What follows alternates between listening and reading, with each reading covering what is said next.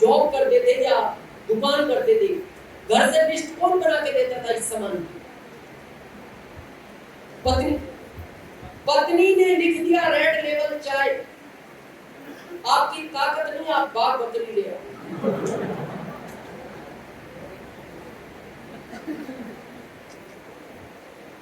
देखो एक लाइन में समझ लो, आदमी कितना भी स्वामी विवेकानंद हो, वो घर के बाहर ही होता है।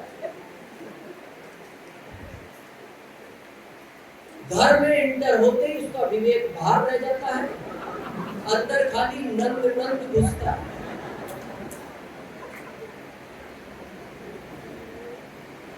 और घर जाके उसको पत्नी एक ही बात बोलती है, आप में अकल नहीं है। जगदीश जी क्या बोलती है? आप में अकल नहीं। ये बोलता कुछ नहीं, क्योंकि विवेक तो बाहर ही रह गया। ये चुपचाप देखता रहता है, फिर मन मन सोचता है, अकल होती मेरे से शादी करो।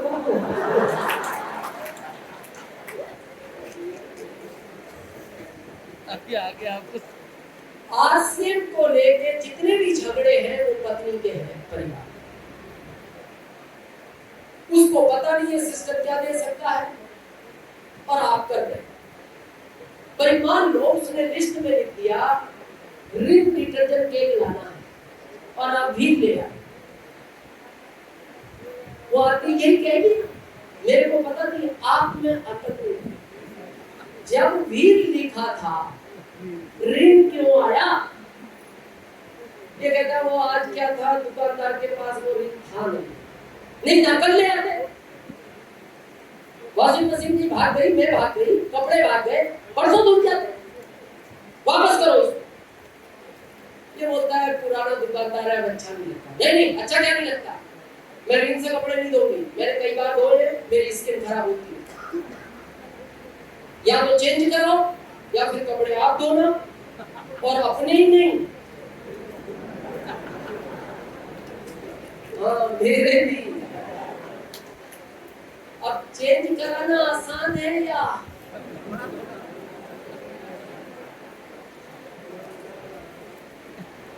नरेश जी क्या आसान?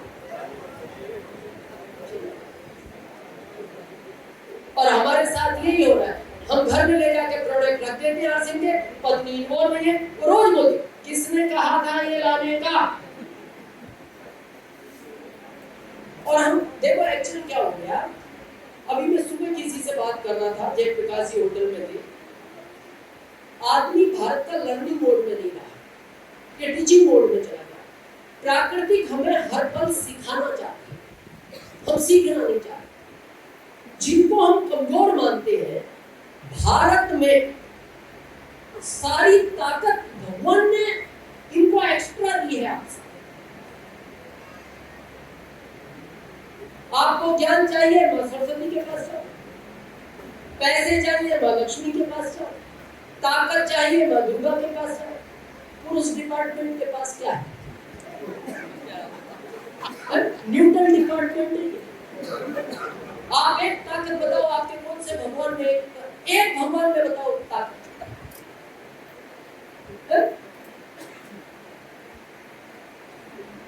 विष्णु जी आंख नहीं खोल रहे, उनसे जाके पुरुष वर्ग ने कहा प्रभु महिलाओं के साथ 3 दे दिया है, हमारा कोई ध्यान करेगा कि नहीं?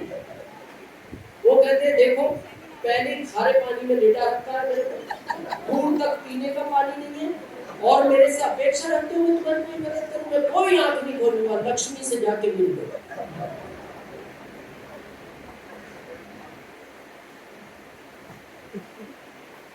ऐसे कई व्रत हैं, ये महिलाएं तोड़ दें। एक करवा चौथ का व्रत होता है, जानते हो आप नहीं? उसी के चक्कर में बैठे हो ये रखती है। ये अगर तोड़ दे, वहां नहीं, दीवार पे टंगी हुई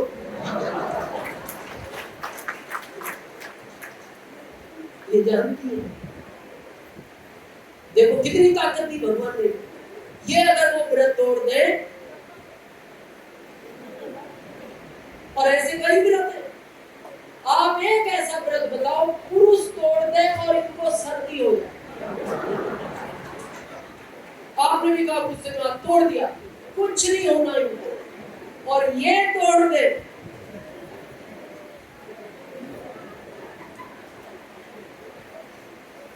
प्राकृतिक ने ऑटोमेटिक दिया। देखो सब्जियों पे जितने नाम दिए महिलाओं के नाम, हरी मिर्ची, शिमला मिर्ची, पत्ता गोभी, भिंडी, गिलकी, तुरई, आपके नाम पे है कद्दू।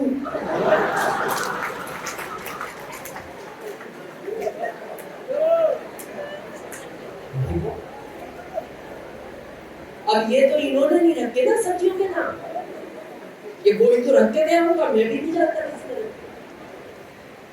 और फिर हम कह रहे हैं सर आरसी, देखो मैं एक लाइन में सिंपल बात करती हूँ, आपकी अपनी जरूरत क्या है per month, only for you, know include पत्नी बच्चे माता पिता, कितना खर्च जल्दी सी आदमी का? 4-5 हजार। सुशील जी मैं कह रहा हूँ आप डायमंड भी बन जाओगे ना, 5 ही हजार खर्च रहेगा। वही हेल्थ कार्ड की सब्जी, वही 4 चपाती, ये इम्पोर्टेंट, ये टाई और सूप।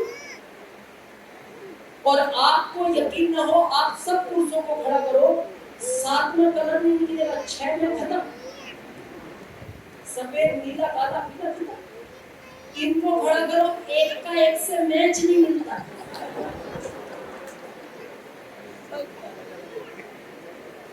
तो फिर 25 लाख क्यों चाहिए? जब आपका 5 हजार का खर्च है, क्यों चाहिए 25 लाख?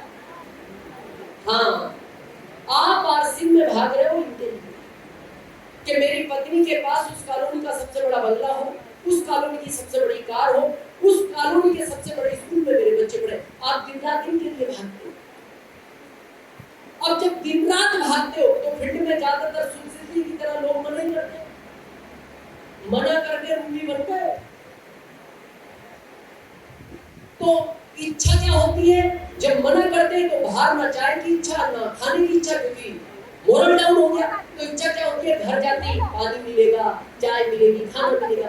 अब जैसे आप घर में इंटर हुए और पत्नी आरसी में इन्वॉल्व नहीं है, क्या लगता है? चाय पानी? वो देखते एक बात आपको कहेगी, आगे घूम फिर के काम तो कुछ है नहीं,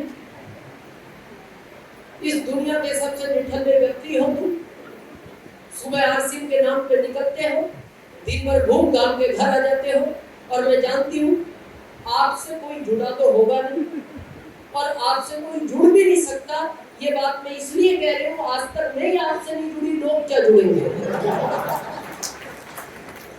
अभी पानी की बात नहीं हुई, चाय दूर है, खाना दिख ही नहीं रहा। अब ये क्या करेगा बेचारा? और ये क्या अपेक्षा ले रहा है? जाती चाय पानी, फिर ने नाराज कर दिया, पत्नी ने तो और उल्टी बात सुनी। और देखना, पत्नी को एक ताकत दी है भगवान ने, इसको अगर जिस दिन घर का काम नहीं करना हो, ये सिर पे एक रुमाल बांधती है और बोलती है मेरा सिर फटा जा रहा है। और इस दुनिया में कोई डॉक्टर आज तक नहीं बना जो वो ये चेक कर ले ये सर फट कहां से रहा है। ये मुंबई में कितनी खुश है, ये पता क्यों खुश है? ये याद कर रही है वो कपड़ा बांधा कितनी बार है, कितनी बार। अब जैसी इसकी बाइक की आवाज सुनी, नीचे आ गया, और ये अपोजिट है आरसीएम के, तुरंत बांध लिया। और जैसे ये घर में एंटर हुआ, ये शुरू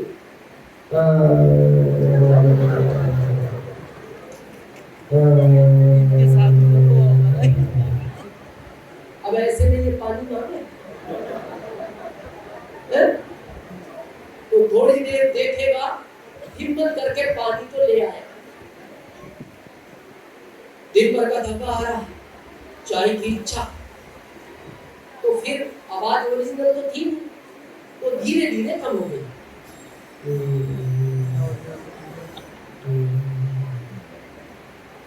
5 मिनट बाद इसको पता लग गया रिलैक्स है मामला,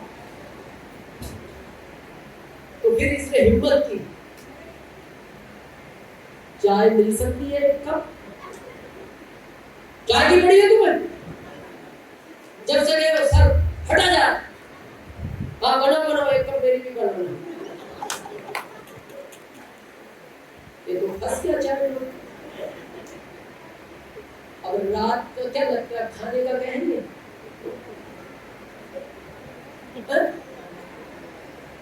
हाँ पत्नी का, वो 2 बच्चे और पीछे, तो ये फिर क्या सोचता है, उसी दिन से मैंने एकादशी का व्रत चालू किया, और वो चालू हो गया तो हो गया, मैंने कहा रखो शुरू से। तो आपको क्या लगता है पहले दिन से मेरी पत्नी मेरे साथ थी, बहुत विरोध में थी आप ही की तरह, लेकिन मेरे एम्प्लॉय ने मेरे से काम कहा, दिनेश जी बिजनेस को बड़ा करना है, पत्नी को मीटिंग में लेकर, और मैं ले जाना चालू किया, और आज ये बात कहने में मेरे को छोटापन महसूस नहीं होता, ना कोई संकोच है। दिनेश चौधरी आज जिस भी जगह खड़ा है, ये मेरी पत्नी की ही देन है।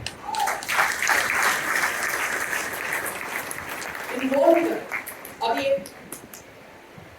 27-28 का बड़ा प्रोग्राम है आपकी दिल्ली में, 28 का विशेष किशोरी का, वो किशोर की क्या जरूरत थी प्रियंका बहन को, सब कुछ साम्राज्य था, कंपनी संभालने की, पर उनको लगा इनके लिए कुछ विशेष किया, क्योंकि देखो जीवन में पत्नी हमसे कहती नहीं, पर किसी को मांगना अच्छा नहीं लगता।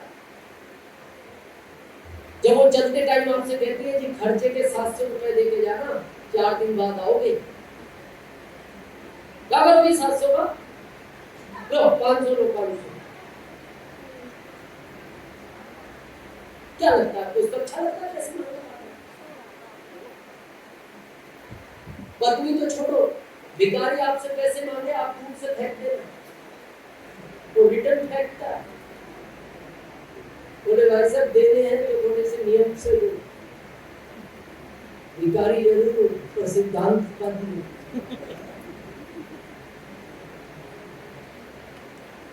हर पर ले 500 तक ले, इतनी महंगाई होगी 4 दिन में, कह तो वो भी कुछ भी सकती है, पर वो माता पिता ने एक बात सिखाई है, उसको भारत के संस्कार में मिलती है, कुछ भी हो बेटा रहना नहीं है।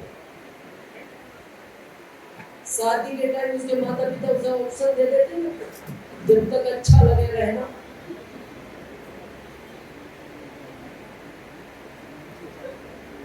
जब नहीं लगे आ जाए, आधे लोग सिंगल होते हैं। तो उस प्रोग्राम की तैयारी करें, एनिवर्सरी की तैयारी करें, और अब मैं अपनी बात खत्म करने की तरफ चल रहा हूं, बचे 10 रुपए, आगे वालों बचे हैं, चलो इसके बाद आता है टेक्निकल, जहां अब तक इनकम कितनी थी पर मंथ, अब कितनी होगी अपग्रेड प्लान के बाद, लगभग 65,000, लगभग 15 एक्स्ट्रा 15 जमा है कहाँ, मुनीम जी के पास, जो साल पूरा होने का। लेकिन प्रश्न यहाँ पैसों का नहीं है, पैसे वाले तो फरीदाबाद में बहुत मिलते, फैक्ट्रियां, जहां सुबह जयप्रकाश जी मेरे को चाय पिलाने ले गए, वो बस स्टैंड दिखा रहे, एयरपोर्ट जैसा बनाया, फैक्ट्रियां, पैसे वाले बहुत है। पैसे के साथ समय का बहुत इंपॉर्टेंस है, जीवन में अगर पैसे के साथ समय नहीं है तो वैसा किसी भी काम का नहीं। थोड़ा समझे इसको, बहुत लोग क्या लगता है जो 1-1.5 लाख का जॉब कर रहे हैं, 1.5 लाख की सैलरी है, कभी ध्यान से समझना और पूछना पत्नी को वो आपसे खुश भी है कि नहीं। जितना ये पैसा बढ़ेगा उतना आपका परिवार आपसे नाखुश होगा, क्योंकि पैसा बढ़ता है ये खत्म होता है। आपके फरीदाबाद में कोई मेला लगता है आसपास? आज आपको समय की कीमत समझ में आई। एक 4 साल का बच्चा मेले में जाने की जिद करता है, क्या अच्छा लगता है उसको मेले में जाकर? खिलौने और झूले और खाना पीना और कपड़े वगैरह, आइसक्रीम, नहीं, कुछ अच्छा नहीं लगता। ये आपकी सोच है। उस बच्चे को सिर्फ ये अच्छा लगता है आपकी उंगली उसके हाथ में है, यानी आपका समय उसके साथ है। उस भीड़ में 2 घंटे के लिए आपसे उंगली छूट जाए, 2 घंटे बाद वो बच्चा आपको मिले, उसका हाल देखना, रोता रोता पागल हो जाता, लार बह रही है, नाक बह रही है, और वो कहता है पापा कहां चले गया? फिर कहां है वो झूले, कहां है वो आइसक्रीम, कहां है वो मिठाइयां, कहां है वो बलून? वो बच्चा एक ही बात बोलता है, पापा ये तब सब कुछ तब अच्छा है जब आपकी उंगली मेरे हाथ में है। आपकी एक फैक्ट्री है, पैसे आ रहे हैं, 2 खोल लो, पैसे बढ़ जाएंगे, समय 3 खोल लो, पैसे समय, आप कांस्टेबल हो, पैसे कम है समय ज्यादा है, आप दरोगा बन जाओ, पैसे बढ़ेंगे समय, एसपी बन जाओ, पैसे बढ़ेंगे समय, आईजी बन जाओ, पैसे बढ़ेंगे समय कम होगा। जिंदगी के हर क्षेत्र में यही रूल है, अगर पैसा बढ़ेगा समय खत्म होगा। मैं आरसीएम के पहले जॉब करता था, कितने रुपए में? 2075 में घर नहीं चलते, मैं पार्ट टाइम करता था, 16 घंटे जॉब करता था मैं पर डे। कितने? और रुपए कितने आते थे मेरे पास? लगभग 3000, 16 घंटे काम करता।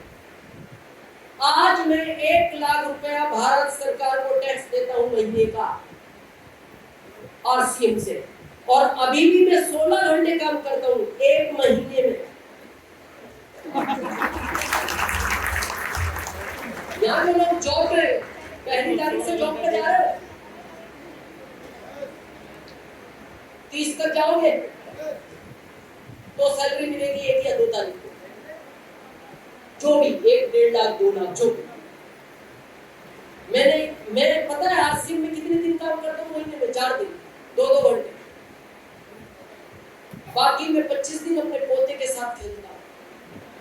जब मैं कल निकला तो मेरे से पूछ रहा था, दादू कब आओगे? मैंने कहा बेटा मंडे मॉर्निंग आऊंगा। वो मेरे साथ शाम को फुटबॉल और टेनिस खेलता है।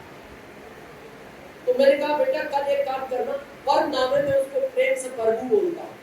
मैंने कहा प्रभु कल दादी के साथ खेल लेना टेनिस, फुटबॉल तो वो नहीं खेल पाएगी, फुटबॉल मैं खेलूंगा, उसको खिलाना भी मत, फुटबॉल टेनिस खिला, फुटबॉल मैं खेलूंगा।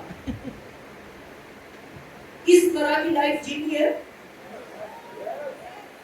अभी मैं सुबह इनके साथ आ रहा था, नरेश जी थे,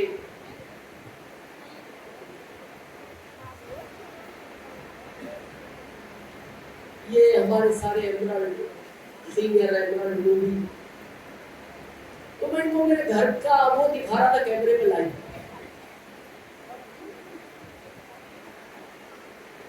मैं जब जॉब में था तो मैं 10x6 के रूम में रहता था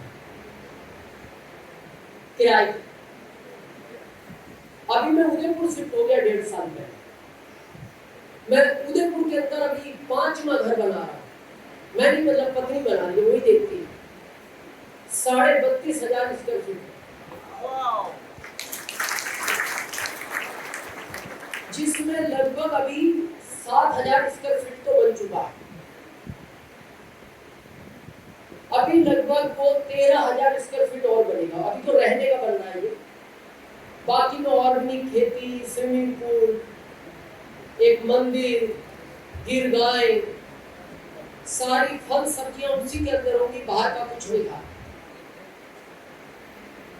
क्योंकि आज आरसीएम जब इतना दे रहा, मैंने पत्नी को पूछा ये सब क्यों कर रही है? बोले जब इतना पैसा आ रहा है तो उम्र तो 100 साल होनी चाहिए कि नहीं? पैसा ज्यादा है तो उम्र हमेशा लंबी होनी चाहिए, और आरसीएम दोनों देने की ताकत रखता है, उम्र भी और पैसा। मेरे को भी पता क्या होता है, जब एक आदमी 1.5 लाख के जॉब में या 2 लाख के सीना चौड़ा करके घूम रहा मार्केट में, इंजीनियर हूँ, प्रोफेसर हूँ, आपने अपना जीवन चेक किया? जितना बड़ा जॉब है आप परिवार को टाइम नहीं दे पा रहे। पत्नी बार बार बोलती है मार्केट चल रहा है, मार्केट चल रहा है, आपका क्या उत्तर है? कल चलेंगे, कल चलेंगे। 1 महीना हो गया तो फिर पत्नी को भी गुस्सा है, देखो जी चलना हो तो चलो, 2 दिन बाद करवा चौथ है, वैसे टाइम नहीं दे पा रहे, कम से कम उसको तो टाइम दो। फिर ये थोड़ा सा अटेंशन, नहीं परसों चलेंगे, पक्का पक्का। घर से निकला, मैं तैयार रहूंगी 5 बजे, चलना ही है, हाँ तैयार रहना, मैं आ जाऊंगा। 5 बजे जैसे ही ऑफिस से निकला, बॉस ने पूछा कहाँ जा रहे हो? सर जाना जरूरी, फाइल कंप्लीट है। सर कंप्लीट है, 1% बाकी है, सुबह कर दूंगा, 99 कर। नहीं तुम क्या समझते हो, मेरे ऊपर से प्रेशर है, मेरे को फाइल अभी चाहिए। सर आप समझ नहीं रहे, मेरी सिचुएशन खराब है। अब वो बॉस कह रहा है तू मेरी नहीं समझ रहा, मेरी भी ऊपर से खराब है। सर जाना जरूरी है, फाइल कंप्लीट करो। सर जाना जरूरी है, परमानेंट जाओ। क्या करेगा? रुकेगा? क्यों? याद आ गया, पीछे 5 रुका, करने लगा फाइल कंप्लीट। 5:15 बजे पत्नी का फोन आया, कहां तक पहुंच गए? सॉरी नहीं आ पाए। क्यों नहीं आ पाए? बॉस ने रोक लिया। पता वो पत्नी मन मन क्या बोलती है, आपसे तो नहीं, वो मन मन कहती है मैंने शादी आपसे की थी।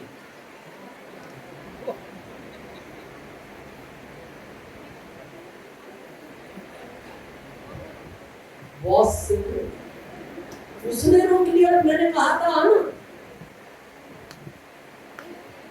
क्या जीवन है, बड़ी फैक्ट्री है, आप दिन के 5 लाख कमा रहे हो।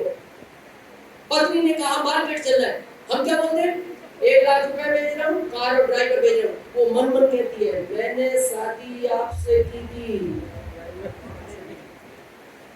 और देखना जितने पैसे वाले हैं ये पत्नियों के साथ ये नहीं ड्राइवर घूमते, जितना ज्यादा पैसा उतने ज्यादा नौकर साहब। क्या जीवन है? और हम कह रहे क्या जरूरत है आज से, या जॉब में है। ईमानदारी से बताना, आपके फरीदाबाद में जो भी लोग जॉब करते हैं, पूरे भारत के अगर सर्वे करें, अपन फरीदाबाद की बात करें, जॉब वाला व्यक्ति शाम को सब्जियां ज्यादा खरीदता है या सुबह? शाम को। पता है क्यों? सुबह सब्जियां ताजी मिलती हैं, महंगी मिलती हैं। शाम को सस्ती और बासी, और ये शाम को खरीदता है और खुश हो रहा है। कौन सी खरीद के? बासी। यहाँ किसान बैठे, इनको पूछना एक भैंस को आप बासी चारा डालना, वो सूख के छोड़ देगी, भूखी रह जाएगी, नहीं खाएगी क्योंकि बासी चारा है। और उसने क्यों छोड़ दिया? वो भैंस है।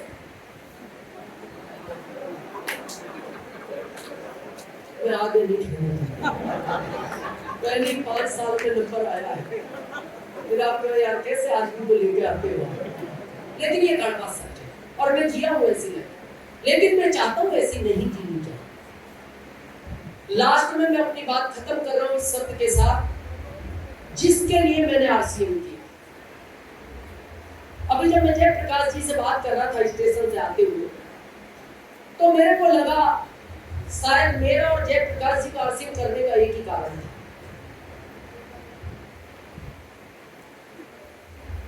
आप यूं बस 2 मिनट में हम बात खत्म कर रहे हैं, फिर हम बटरवर्ड चलेंगे। बड़े ध्यान से समझना इस कहानी को।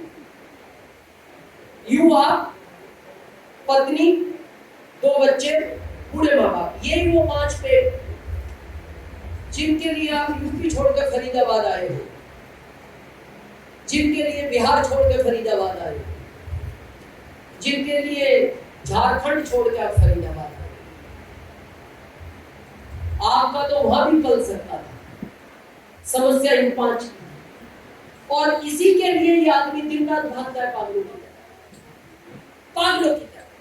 और देखना, जीवन में जब भी घटनाएं घटेंगी वो इसके साथ घटती है, इनके साथ नहीं घटती।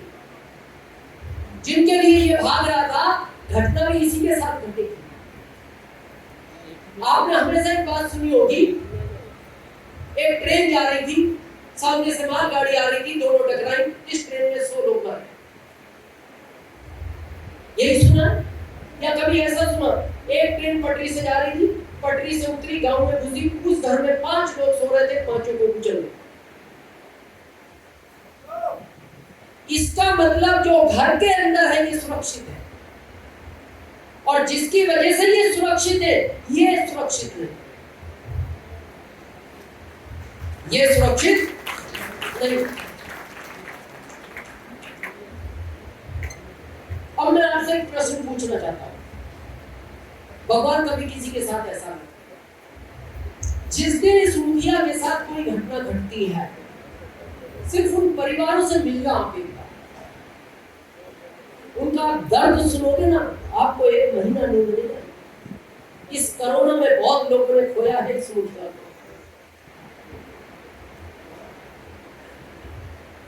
ये एहसास है नहीं हमें, और हम समझदार इतने हैं, जानते सब कुछ। कार के बारे में कितने लोग नॉलेज रखते हैं? कितने पहियों में दौड़ती है वो कार? 4। आप जब नई कार लेते हो, 4 पहिए नए हैं, जितने अगले घूमते हैं इतने पिछले घूमते हैं। ईमानदारी से सोच के बताना, घिसते कौन से पहले? अगले। चले बराबर किलोमीटर है, अगले ही क्यों घिसे?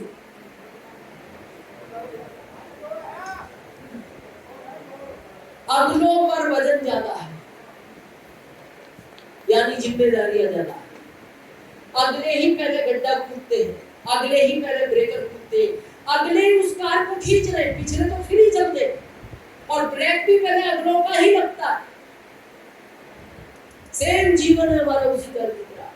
आप उस परिवार के अगले पहिए हो, परिवार की जिम्मेदारी आप पर, रिश्तेदारी की जिम्मेदारी आप पर, इनको पालने की जिम्मेदारी आप पर, बच्चों को पढ़ाने की जिम्मेदारी आप पर, माता पिता का मेडिकल कराने की जिम्मेदारी आप पर। और इसी के चलते ये पहिया पहले घिसता है। और हम कितने समझदार लोग हैं, जब कार के अगले पहिए घिसते तो हम उनको पीछे डालते हैं, अगले ने डलवा लेते। क्यों? चारों नहीं बदलवाए आपने, अगले नए, और जो थोड़े घिस गए वो। क्या कारण है?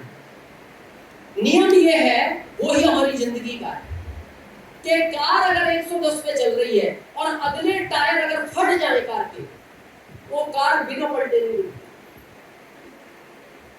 और आपको सर्वे करना हो, यूट्यूब पे सर्च करना, बॉम्बे से नागपुर का एक एक्सप्रेस हाईवे बना है, 1 साल के अंदर 500 से ज्यादा एक्सीडेंट हुए उस रोड पर। कितने? 500 से ज्यादा कारें पलटी है। और अभी वहां गवर्नमेंट पता क्या रूल ले आई, वो सीमेंट की रोड है, उस पर कोई टर्न नहीं है, कोई होटल नहीं है, बस जब वो ड्राइवर उस पे एक्सीलेटर पे पैर रखता है, वो 130, 40, 150 कब हो जाती है पता नहीं लगता। तो सीमेंट की रोड पे टायर जल्दी गर्म होता है, और कमजोर है तो वो फट गया तो वो कार पलटती है, और एक भी नहीं बचता 500 से। अभी गवर्नमेंट क्या रूल ले आई, जैसे ही आप उस एक्सप्रेस हाईवे पे घुसोगे, अब गवर्नमेंट के लोग बैठे, पहले वो टायर चेक करते कि टायर में ताकत है कि नहीं, उसके बाद वो नाइट्रोजन हवा भरते हैं, पहली आपकी निकालते हैं, क्योंकि नाइट्रोजन हवा टायर को ठंडा रखती है। 500 एक्सीडेंट एक साल में, किसी कार में 2 मरे, किसी में 4 मरे, किसी में 6 मरे, किसी में पूरा परिवार तबाह हो गया। अभी 3 महीने पहले की घटना है, औरंगाबाद के एक परिवार के 7 लोग 7 सीटर कार की मारुति थी, एक भी नहीं बचा, सिंगल। तो मैं आपसे पूछना चाहता हूं, जिस जॉब पर आप सीना चौड़ा करके घूम रहे हो या जिस फैक्ट्री पर सीना चौड़ा करके घूम रहे हो, आपके इस टायर फटने के बाद इस कार की क्या सुरक्षा है? मेरे को आसिम पता है, पहले दिन जो समझ में आ गया, और मैं चाहता हूं भगवान की ऐसी घटना कभी किसी के साथ न करे। मैं 7 महीने में रॉयल्टी बना, 15वें महीने टेक्निकल बना, और 5वें साल में स्टार रूबी बन गया, जब कंपनी के पास मात्र 20 प्रोडक्ट थे। बहुत तेज स्पीड रही मेरी। मैं बताऊं क्यों? मेरी उम्र बहुत कम थी, मेरे फादर को कैंसर हो गया, और उस समय कैंसर से डर लगता है। 4 भाई, पिता अकेले काम करने वाले, पहले राजनीति में इंटरेस्टेड थे तो घर का काम ज्यादा करते नहीं थे, लेकिन फिर भी परिवार को तो चला ही गए। उनको गले का कैंसर हो गया, आवाज चली गई, तो हम उनको मुरादाबाद से दिल्ली ला रहे थे एम्बुलेंस। तो सामने की सीट पे वो लेटे थे, ऑक्सीजन लगी थी, उनके सिर की तरफ मेरी माँ बैठी थी दूसरी बेंच पे, फिर मैं बैठा था, और फिर तीसरे नंबर पे मेरे मामा जी। लगभग वो 2-2.5 घंटे का रन था। जैसे मेरी निगाह मेरे पिताजी की तरफ जाती थी, उनको ये पता लग चुका था मैं बचूंगा, मेरी माँ को भी पता लग चुका था कि बचेंगे, ये सबको पता लग चुका था। लगभग 10-15 मिनट में वो अपने हाथ से मेरे घुटने पे हाथ मारते, मैं कहा था बीच में, जबकि मेरी माँ मेरे पिताजी के बिल्कुल सर के नजदीक थी, और मारने के बाद वो मेरी माँ की तरफ इशारा करते। तो मैं छोटा था, ज्यादा समझ, तो क्या लगता था एक बच्चे को कि कुछ कहना चाह रहे माँ से, तो मैं माँ से बोलता था, माँ शायद पिताजी कुछ कह रहे हैं। तो मेरी माँ पूछती थी क्या हुआ, वो रोने लग जाती और फिर हाथ से इशारा करते थे कुछ। तो हम भारतीय संस्कृति के अनुसार क्या समझते हैं कि मामा जी थे, तो एक पति कभी भी बच्चों के सामने पत्नी को टच नहीं करता। मैं ये सोचता कहना इनसे चाह रहे, हाथ मेरे मारते, शायद इसीलिए मैं बच्चा था। ये रास्ते में कम से कम 15-20 बार हाथ मारा, माँ की तरफ इशारा किया, रो पड़े। माँ पूछती क्या हुआ, 1 महीना एडमिट रहे, ऑफ हो। मामा जी जब अंदर से आए, उन्होंने मेरे से आके कहा, बेटा जीवन जिंदगी। सोचो, जिन बच्चों को अभी समझ नहीं है, उनके ऊपर से तो एक पहाड़ टूट गई, एक बहुत बड़ा साया खत्म हो गया। जब ये बात उन्होंने मेरी माँ से जाकर कही, आप बिलीव नहीं करोगे, मेरी माँ 2 मिनट ऐसे देखती रही, और देखते देखते उसकी आंखें बंद होती, वो बेहोश हो गई, जिसको आज हम कोमा बोलते हैं।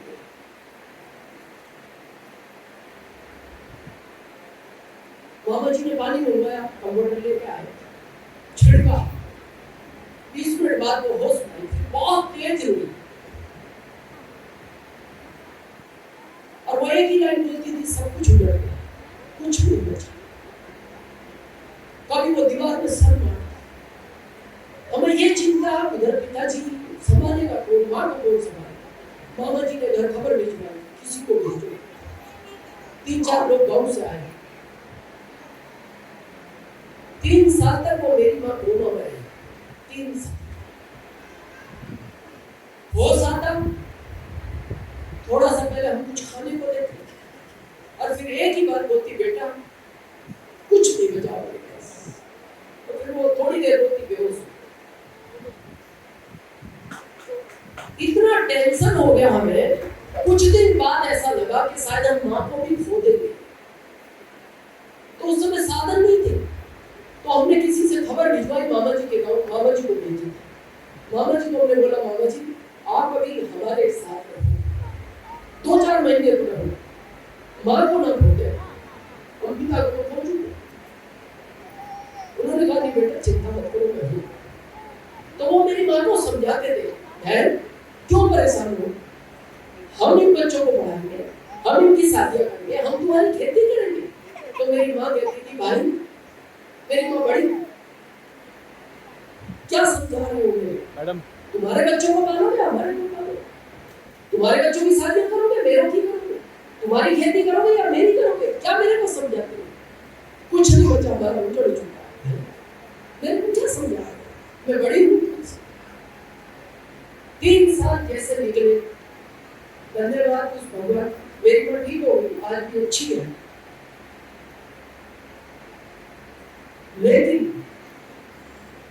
जब मैं बड़ा हुआ, वो राज की बात समझ, जब मैं बड़ा हुआ ये समझ मेरे को तब आई, वो क्यों मेरे हाथ मारते थे और क्यों मेरी माँ की तरफ इशारा करते थे। वो मेरे हाथ मार के एक ही बात बोलते थे, बेटा मेरे बाद तेरी माँ का कोई सहारा नहीं है, ये जी नहीं पाई, बस किसको तकलीफ ना है मेरे जाने के बाद, तेरी ये जिम्मेदारी बनती है।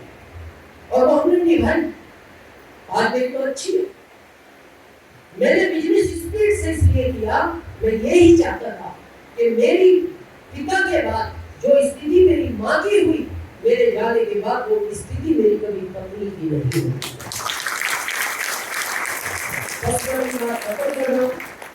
घर जाना, आराम से बैठना एकांत रूम में और अपने दिल से पूछना कि मेरे बाद इस परिवार को इस सिस्टम की जरूरत है।